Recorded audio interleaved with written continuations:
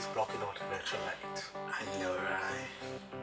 Hi guys, as you can see, I'm with my friend Kenny today. Hi. So today we're going to be talking about something very important and very interesting, which is about the epidemic of homeless youth in Toronto.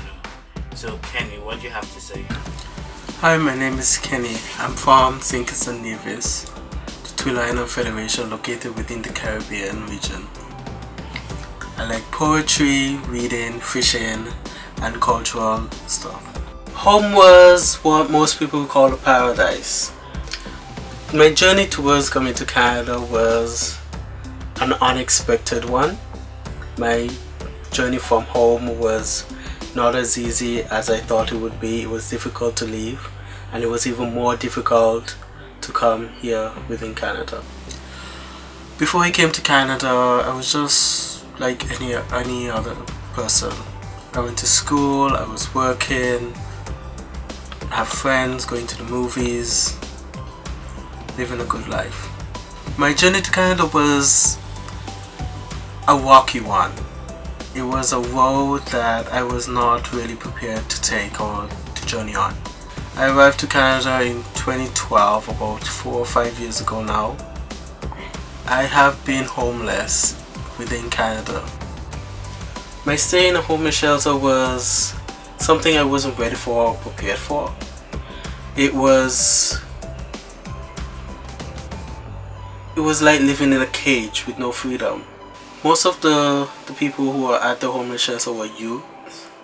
Most are in their teenage years, some are in their 20s. The homeless youth within Toronto is being more and more not seen, and it's getting more and more larger, and it's quite hard to not see, but people tend to ignore it anyways. Most youths within the shelter they might show that they're happy, but anyone can see that they're miserable.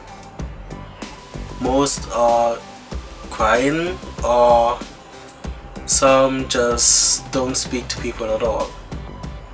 I've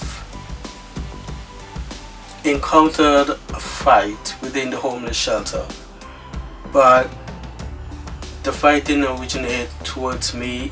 It originated towards someone else who was part of the LGBT community, and I defended that person because I felt that it was unfair that they were treated that way.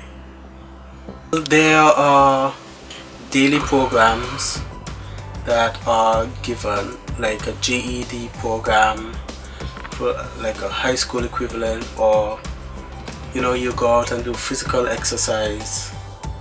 They will not teach one student or two. You have to be like about 6 students or more for them to teach, otherwise they won't teach anyone at all. To those who are in the shelter, especially those who have parents and who just run away because they don't want to listen to the rules, it's much better to live in your parents' house under their rules than to live in a shelter. The thing that I found horrific in the shelter is that there's a lot of favoritism among who is there the longest. There's a lot of fights, arguments.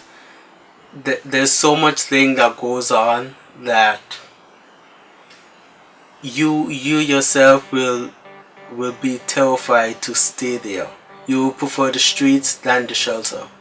Sexuality within the homeless, especially if you're part of the LGBTQ community, is not really welcome within those shelters. Mostly you have to keep it a secret to yourself, or if you're out or you're flamboyant, you'll most likely be attacked. So guys, you've heard what Kenny has to say and all that he has said.